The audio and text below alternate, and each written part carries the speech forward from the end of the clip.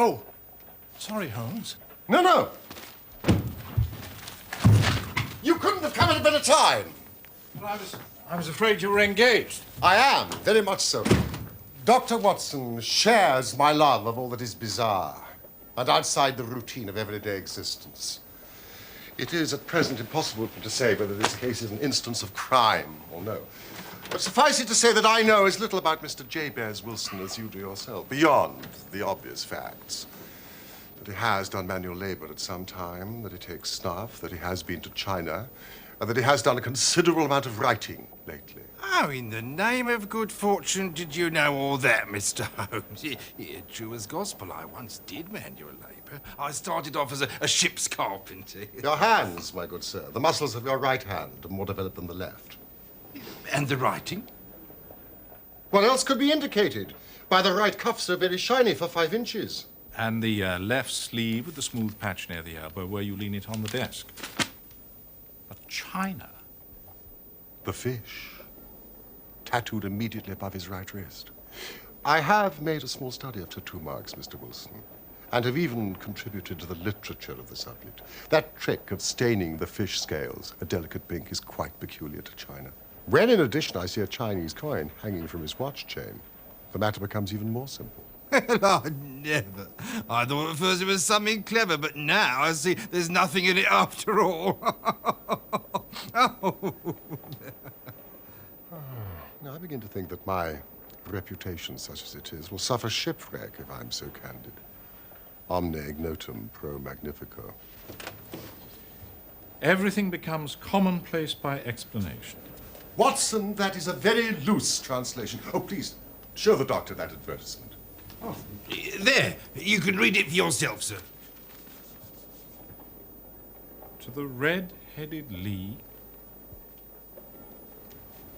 On account of the bequest of the late Ezekiah Hopkins of Lebanon, Pennsylvania, USA, there is a vacancy open which entitles a member of the League to a salary of £4 a week for purely nominal services. All red-headed men, sound in body and mind, and above the age of 21 are eligible. Apply in person on Monday at 11 o'clock to Mr. Duncan Ross at the offices of the League, 7 Pope's Court, Fleet Street. Is this serious? It is a little off the beaten track, eh, Watson? Oh, would you make a note of the paper and the date? Evening Standard of Saturday the 27th of April, 2 months ago. Do try the city. Now, Mr. Wilson, off you go at scratch and tell us all about yourself.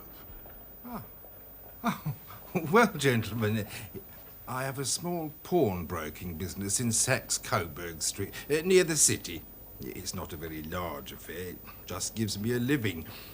I used to keep 2 assistants, but now I just keep the one.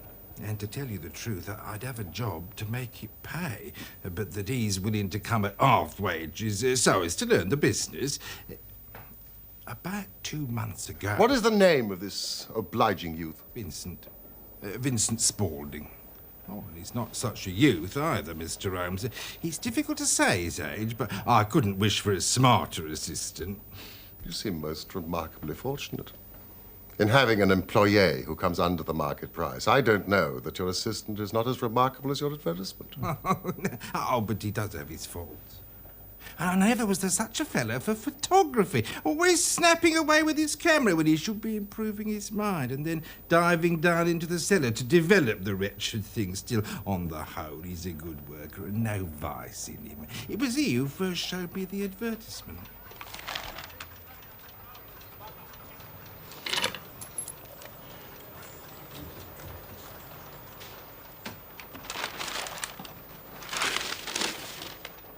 I wish to the Lord I was a red-headed man, Mr. Wilson. Why's that? Well, there's another vacancy in the League of Red-Headed Men. I've never heard of it. Well, I'd wonder at that. You being so eligible yourself. Nice money, too. A couple of $100 a year. And the work's slight.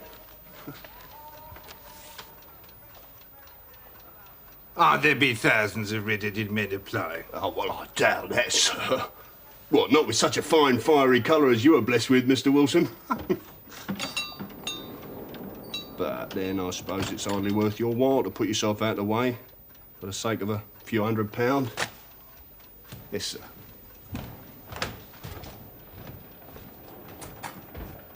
Well, I'm very much of a stay-at-home sort of person. Sometimes weeks on end without putting my foot over the doormat. But this, it looked interesting.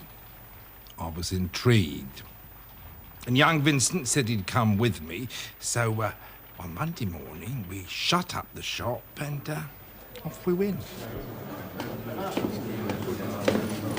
No, Vincent, let's go back. I can't abide a crowd. Courage, Mr. Wilson. We're so near and so much at stake. You pull your collar up. Hello, Jerry. Come along with What's the me. job all about then? Oh, waste of time, isn't it, mate? It wasn't in there 2 minutes.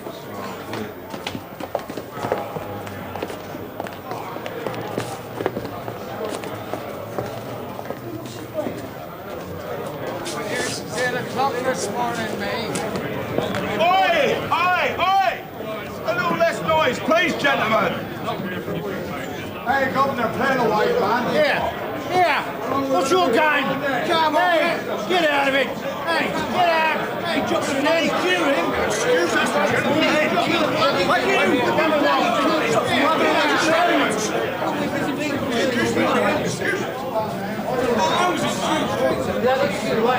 Right, off you go. You're next. Get in. Wait, where are you going? Straight this way out. Come on. This is Mr. Wilson. Right, in you go, Mr. Wilson. Good night, sir.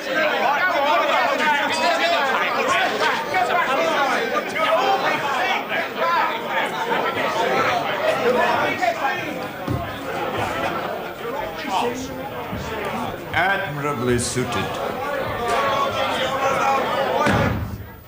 Every requirement. Very fine. Congratulations, Mr. Wilson. It would be injustice to hesitate. You will, I'm sure, excuse me if I take an obvious precaution.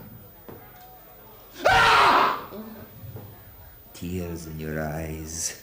I perceive all is as it should be. We have to be careful. Twice deceived by wigs, once by paint.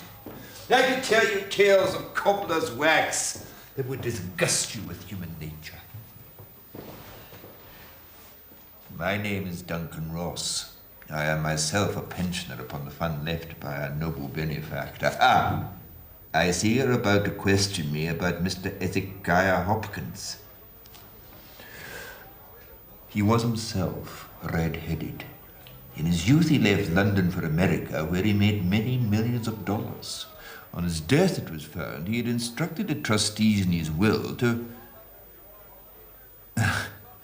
make life a little easier for the red-headed men in the town of his birth. Wonderful colouring. Now, what's your full name, Mr. Wilson? Jabez Wilson. Jabez Wilson. And are you a married man, Mr. Wilson? Do you have a family? No, I'm a widower. No, I never had any family. Oh, dear. Sad to hear you say that. The fund, of course, was for the propagation and spread of red-headed men, as well as for their maintenance. In another case, the objection might be fatal. However, I think we've got to stretch a point in favor of a man with such a head of hair as yours.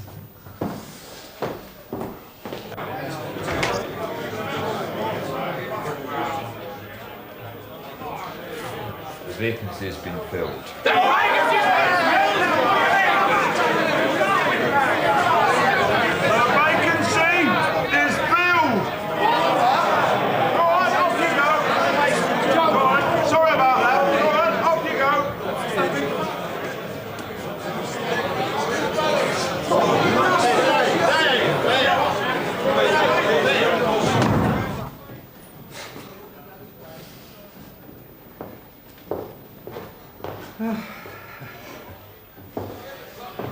Now, when would you be free to start upon your new duties? Oh, well, it is rather awkward, as I do have a business already. What would be the hours? 10 till 2. Well, the mornings are quiet. Now, I do have an assistant. Yes, that would suit me very well. And the money mentioned, £4 a week. Correct. And the work? Purely nominal. Yes, well, what do you call purely nominal? Well, you have to stay in the office, or at least in the building the whole time. If you leave, you forfeit your whole position forever. The will is quite clear on that point. Oh, I shouldn't dream of leaving. No excuse will avail, neither sickness, business, nor anything else. Here you will remain, or else lose your billet. Oh, no, I am quite clear on that point, but what exactly is the work? It is to copy out the Encyclopaedia Britannica.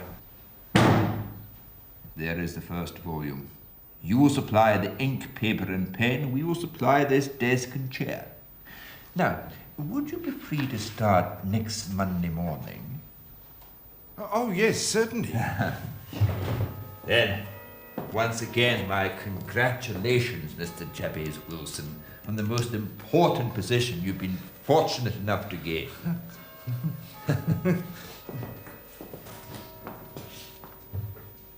Wonderful head of hair. Goodbye, Mr. Wilson. Well done, Mr. Wilson. Well done indeed. This is the quickest way out, sir. Oh, this way. Congratulations.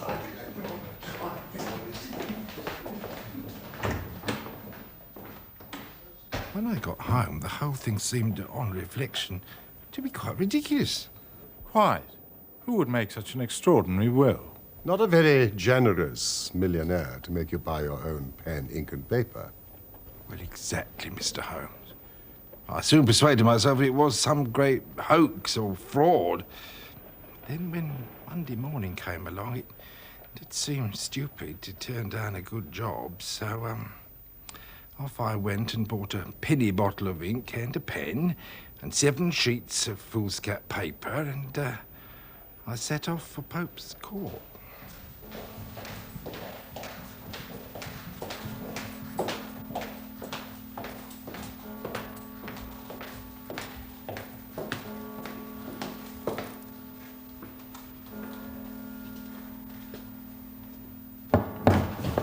Good morning, Mr. Wilson, and welcome on this stroll of air. Well, to my surprise and delight, everything was as right as possible. The table was set out ready for me, and Mr. Duncan Ross was there to see I got fairly to work. My employment had truly begun. The schedule never varied. My work started at 10 o'clock and ended at 2 o'clock, with a small break for my lunch at 12:30. Every Saturday at 2 o'clock, Mr. Ross would come in and give me my money, I see. compliment me upon the amount that I'd written, and then we'd both leave. Mr. Ross locking the door after me. Artichokes, I found, were simply fascinating, you know. They have a kind of bloom on them. But Hannibal, I also thought was A, but it was H after all. I thought that was very interesting. Good morning.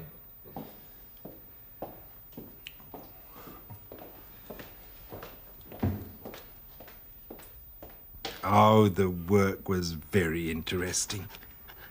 Abacus, abbey, architecture, Acts of the Apostles, adulteration, anatomy, apes,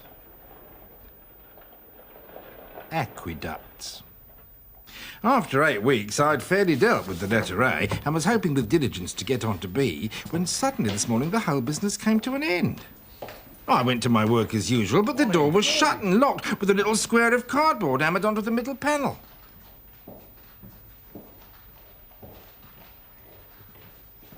Oh, excuse me. Have you seen Mr. Duncan Ross this morning? Ross? Ross? Never heard of a gentleman of that name, sir. And my memory's good. It's very good. It's infallible for names. Ah, the gentleman at number 7. Ah, the gentleman who is red-headed. Yes, Ah, yes. Gone. Gone? Mr. William Morris, a solicitor using my room as a temporary convenience until his new premises were ready. Moved out yesterday. Paid in full. Doesn't owe a penny. William Morris, where can I find him? At his new offices. William Morris, 17 King Edward Street. Near St. Paul's. Oh, thank you.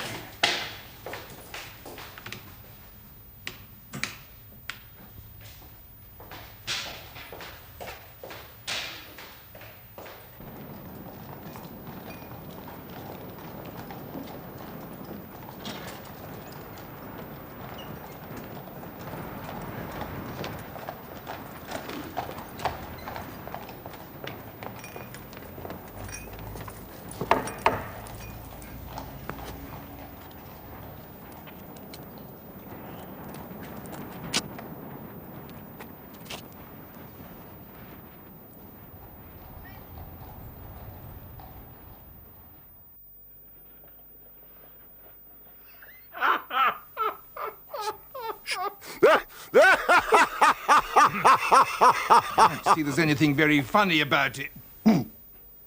If all you can do is laugh at me, well, I can go elsewhere. No, Mr. Wilson, please, please sit down. I wouldn't miss this case for the world.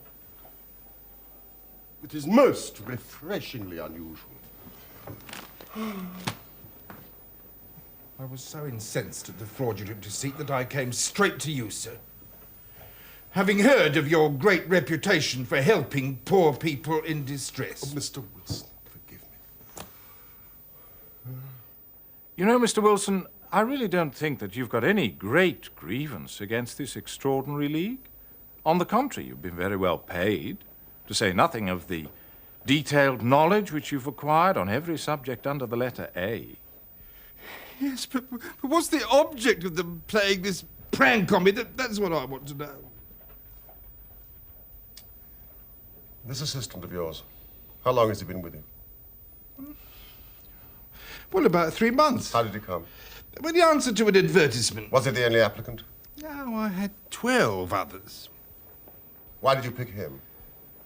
Well, he was handy and would come cheap. At half wages, in fact. Yes.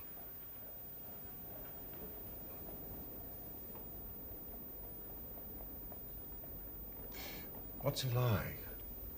This Vincent Spaulding? Oh, well, he's tall, he's slightly built. He's very quick in his ways. He's got no hair on his face. He's got a white splash of acid on his forehead.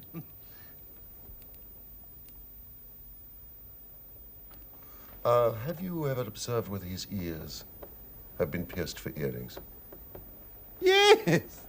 Yeah, he told me a gypsy had done it for him when he was a lad. Yes. He is still with you? Yes. Yeah, I would have just left him. Mr. Wilson. You will be at your shop if I should need you. Well, I had thought of shutting up shop at dinner time today because Vincent had suggested I spend the rest of the weekend with my sister in Barking. This whole business has upset my nerves very much. Well, you enjoy a restful weekend in Bath. Today is Saturday.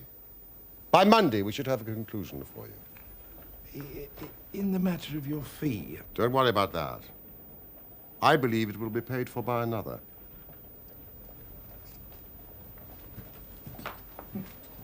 Good day to you, Mr. Wilson.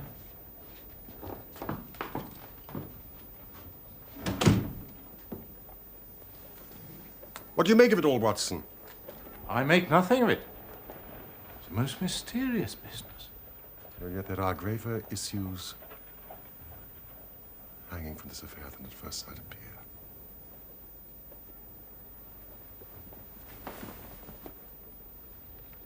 What are you going to do? To smoke. It is quite a three-pipe problem, and I beg that you won't speak to me for 50 minutes.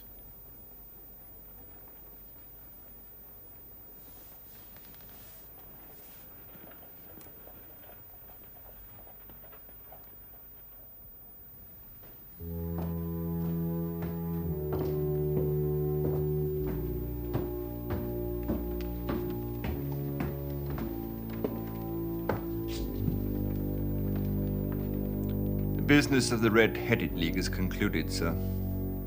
Satisfactorily, I trust. Most satisfactorily, Professor.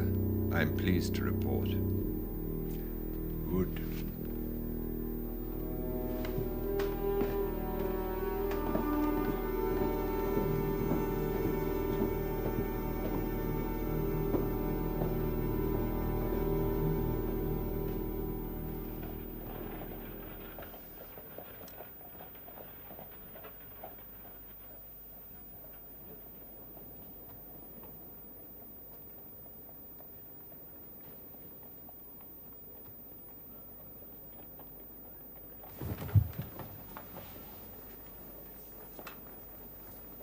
Come, Watson.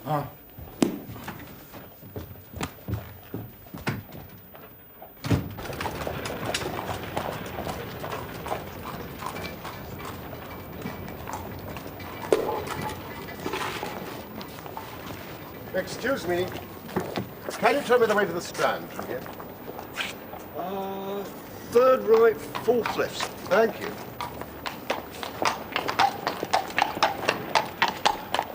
Holmes? Holmes, I could have told you that. No doubt, Watson. What is it? And why did you beat the pavement with your stick? Watson, we are spies in an enemy's territory.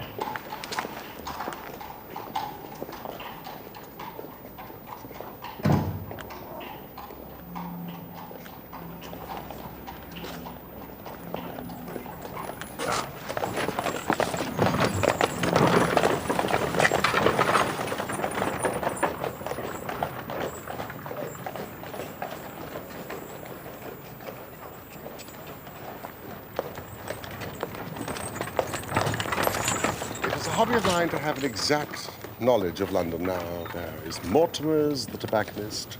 The little newspaper shop. Coburg branch of the City and Suburban Bank. McFarlane's carriage building depot. And the vegetarian restaurant around the corner. Watson, commit to memory. It is just possible that we're being observed.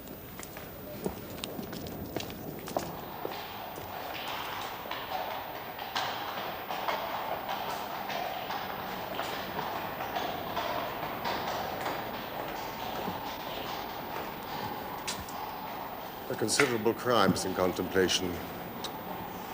Today, being Saturday, somewhat complicates matters. But now, Doctor, our work is done. It is time we had some play. Sarasate is playing at the St. James's Hall this afternoon. A sandwich and a cup of coffee? And then off to Violin Land, where all is sweetness, delicacy, and harmony. And no red-headed clients to vex us with their conundrums.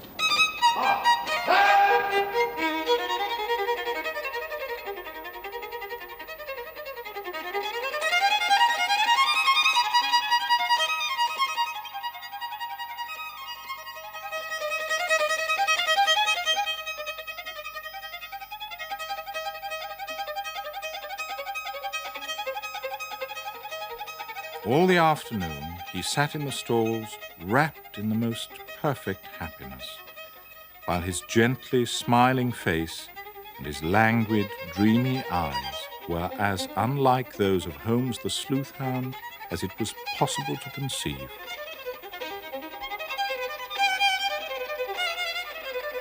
When I saw him, so enwrapped in the music, I felt that an evil time might be coming upon those whom he had set himself to hunt down.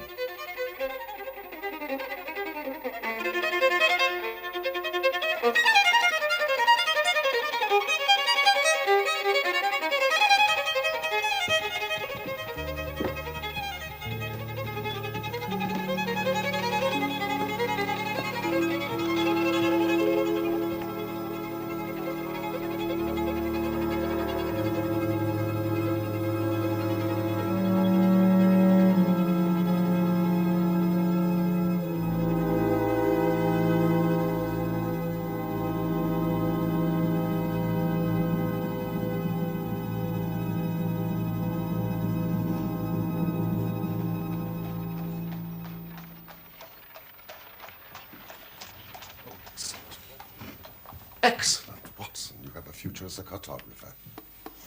That'll be Thelmy Jones. I thought it was as well to have someone from Scotland Yard with us. He's an absolute imbecile at his profession, but he does have the tenacity of a lobster when he gets his claws into someone. Good evening, Jones. So, we're working in couples again, Mr. Holmes. Our friend here is a wonderful man for starting the chase. All he needs is an old dog to help him do the running down. Mr. Merriweather, my friend and colleague, Dr. Watson. How do you do, sir? Only hope a wild goose may not prove to be the end of our chase. I'm not personally in favor of amateur criminal investigators. You may place considerable confidence in Mr. Holmes. No, if you say so, Mr. Jones. Well, he has his own little methods, which, if he won't mind me saying so, are a little theoretical and fantastic. But he has the makings of a detective in him. But I do say, as I've said before, the Coburg branch of the bank is as well secured as any building in London. There is no possibility that it could be broken into. Even the insurance assessors agree on that point. And you, sir, should know, being not only the resident manager, but also the director. I should know, and I do know. And what is more, this is the first time for 27 years that I've missed my Saturday night of whist at my club. Oh, dear. And I find myself extremely inconvenienced. I think that you will find the game tonight much more exciting, and the stake will be for many, many thousands of pounds.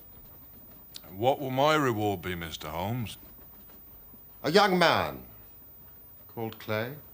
John Clay? Oh, how I'd like to get my hands on that devil. You shall. This young fella's a gentleman, as Mr. Holmes says, but he's turned against his class.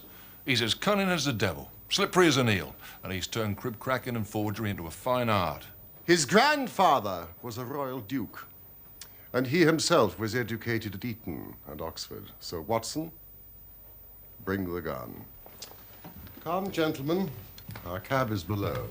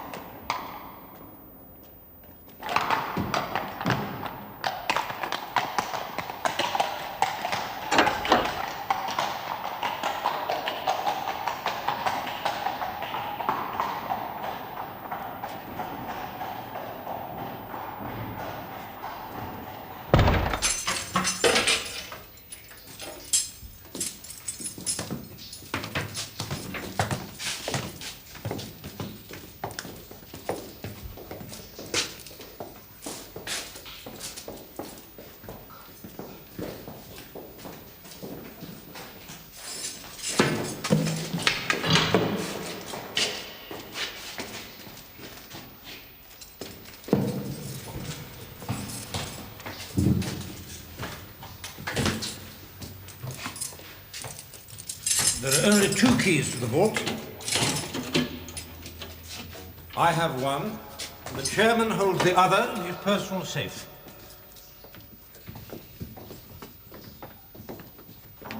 Well,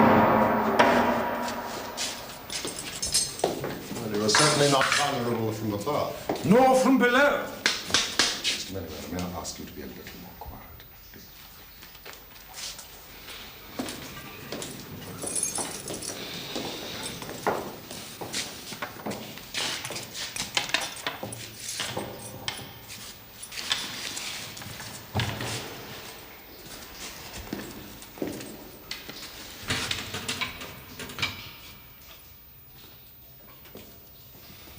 Might I get you to sit on one of those boxes and not to interfere?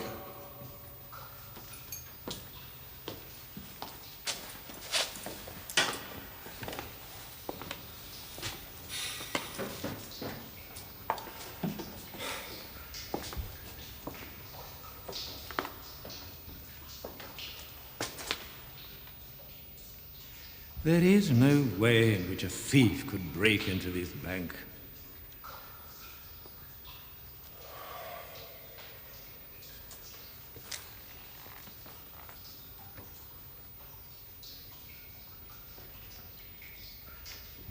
Is it a special reason why a thief should want to break into this bank? Nothing particularly. Something in the past few months? Something that you have concealed from us? The information I have is confidential, known only to the directors of the bank. It is not to be divulged to members of the public. Not even amateur detectives. Private consulting detective, Mr. Merriweather. Unique in the annals of crime, I believe. Isn't that so, Inspector? Yes, Doctor. I advise you to cooperate with Mr. Holmes. Especially as at this moment I am trying to save your skin and that of your fellow directors. So what is it? Our French gold. We had occasion some months ago to strengthen our resources and borrowed for that purpose 60,000 Napoleons from the Bank of France. Therefore, our reserve of bullion is much larger than is usual in such a branch of the bank. Where is this gold? The crates upon which Dr. Watson sits contain 30,000 Napoleons wrapped between layers of lead foil. May we see it?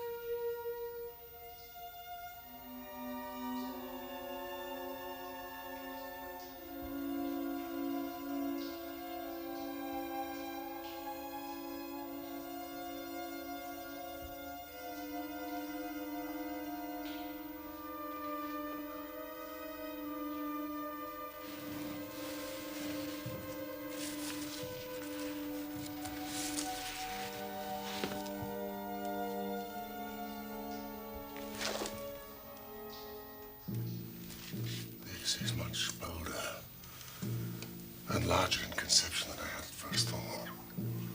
Wouldn't you say, Jones? I would indeed.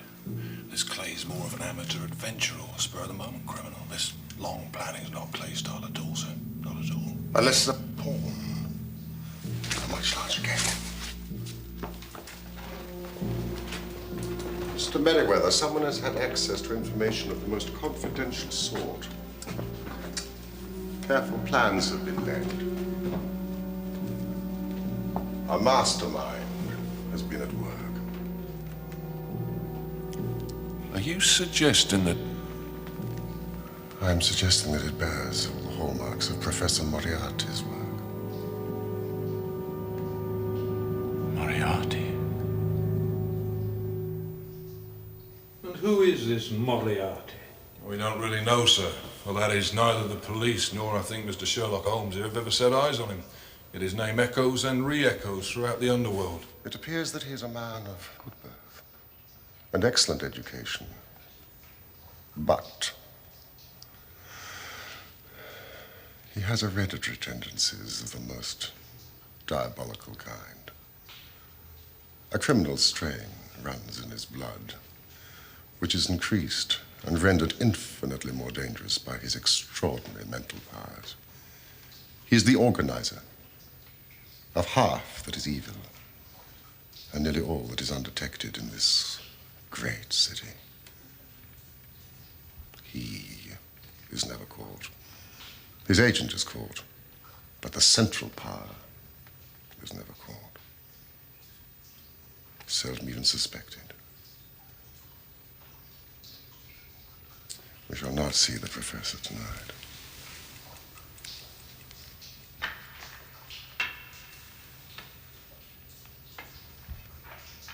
The only way for tonight's enemy to escape is through the pawnbrokers. There's already an inspector and a constable at the doors.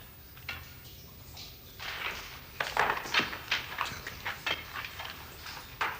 we have only a few moments before this position.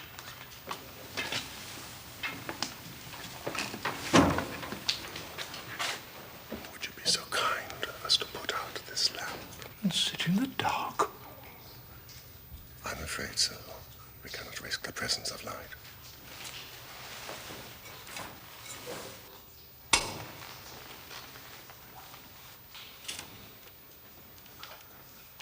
When I shine a light, close in swiftly.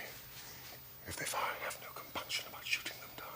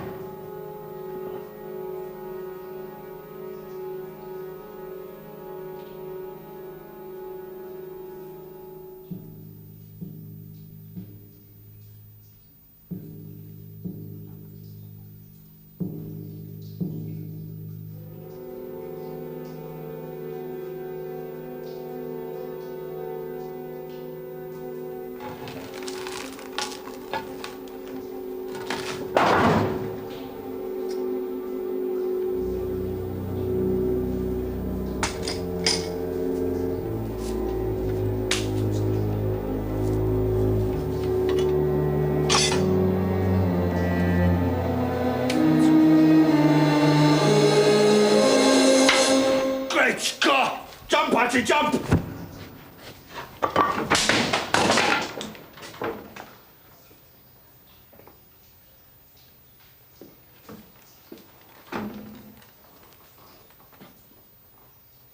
It's no good, John Clay. You have no chance at all.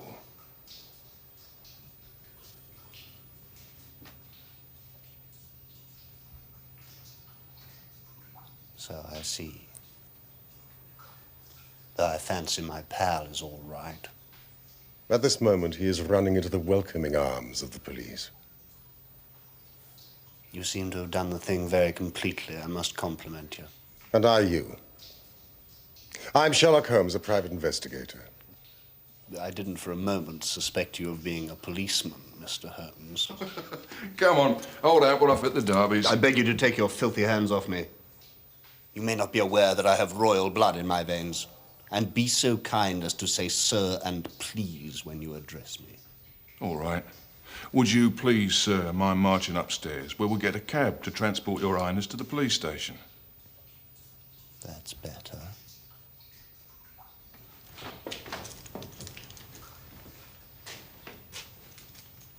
Gentlemen.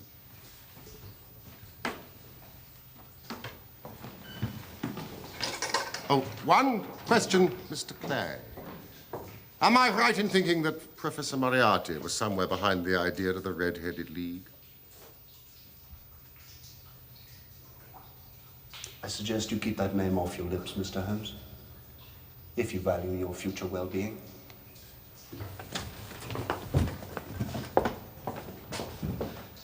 Really, gentlemen, I don't know what to say. Please forgive me, Mr. Holmes, for ever doubting your outstanding, your brilliant qualities. There is no doubt you have detected and defeated in the most complete manner one of the boldest attempts at bank robbery that has ever come within my experience. Mr. Merriweather, I have been at some small expense over this matter, which I shall expect the bank to refund. Of course. Of course.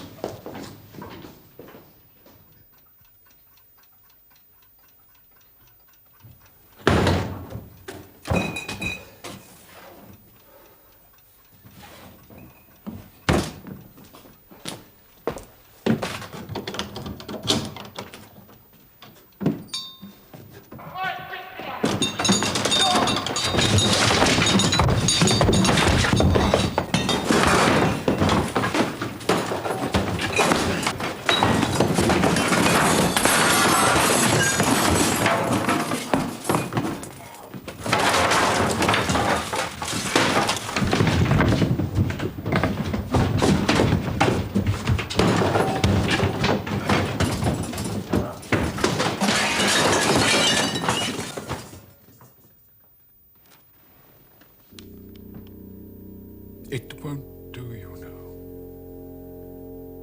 It won't do. No, Professor. I'm sorry we failed you.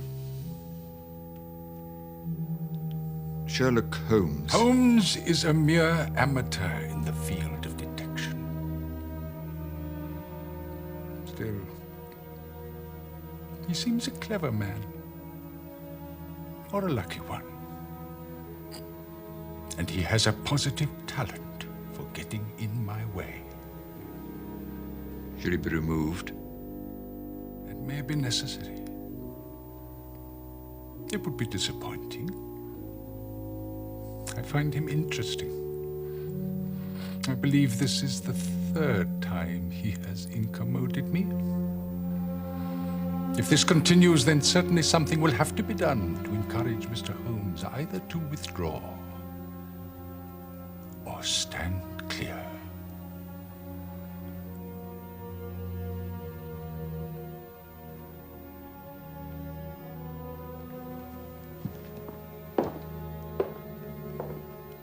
Thank you.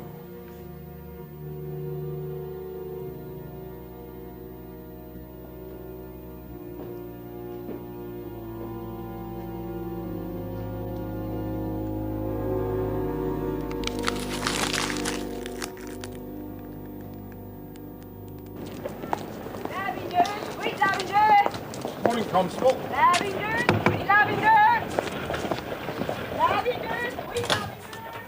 Beg your pardon, Dr. Watson. This has all been too much for me. My clients respect me as a man of confidence, but where's the confidence left here? I'm utterly ruined. Oh, cheer up, Mr. Wilson. You'll feel better when you've cleared up the mess. Well, that's all very well. And Mr. Holmes asked me to give you this. 50 sovereigns, with the compliments of the City and Suburban Bank. Well, that's fair enough. Oh, Dr. Watson, this is more than acceptable. And my compliments to Mr. Sherlock Holmes. And he sends the same to you, Mr. Wilson. And a word of advice. Next time you engage an assistant, pay him the proper wage. Good day to you.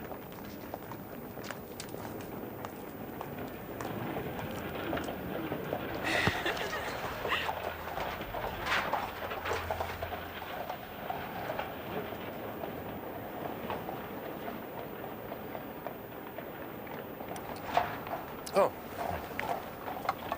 Holmes, I trust I am not more dense than my neighbors, and yet here I have seen what you have seen, heard what you have heard, and yet you have seen clearly not only what had happened, but what was about to happen, while to me the whole business was still confused and grotesque. Mr. Watson, recollect. When I heard that the assistant had come for half wages, it was obvious that he had some motive for securing the situation. Yes, but how did you know what his motive was? Had there been a woman in the house, I would have suspected immediately some vulgar intrigue. But when I heard from Mr. Wilson about the acid stain and the pierced ears, I knew that Vincent Spaulding and John Clay were the same person. But why was Clay there? The photography gave you the clue. Exactly. The cellar. He was working on something in the cellar. Something which took many hours a day. For 2 months on end, he was tunneling. But where to? When I tapped my stick on the pavement in the street that day, I was ascertaining whether the tunnel stretched in front or behind the building. It was in front, towards the bank. Could you tell me the way to the Strand from here? I recognized Clay immediately and delayed him to have time to examine his knees. They spoke clearly of many hours of tunneling, no doubt linking up with the maze of sewers beneath Saxe-Coburg Square. When they closed the Red-Headed League offices, it was a sign they no longer cared about Jabez Wilson's presence. In other words, the tunnel was complete. And that they would make the attempt on the Saturday was just a guess. Wilson, you disappoint me.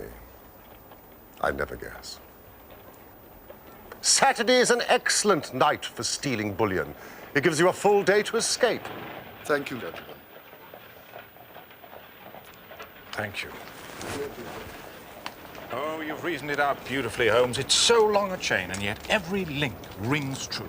It saved me from ennui. You know, sometimes I think that my whole life is spent in one long effort to escape from the commonplaces of existence. No. You are a benefactor of the race, Holmes. Well, maybe it is of some little use after all. L'homme c'est rien, l'œuvre c'est tout, as Gustave Flaubert wrote to George Sand.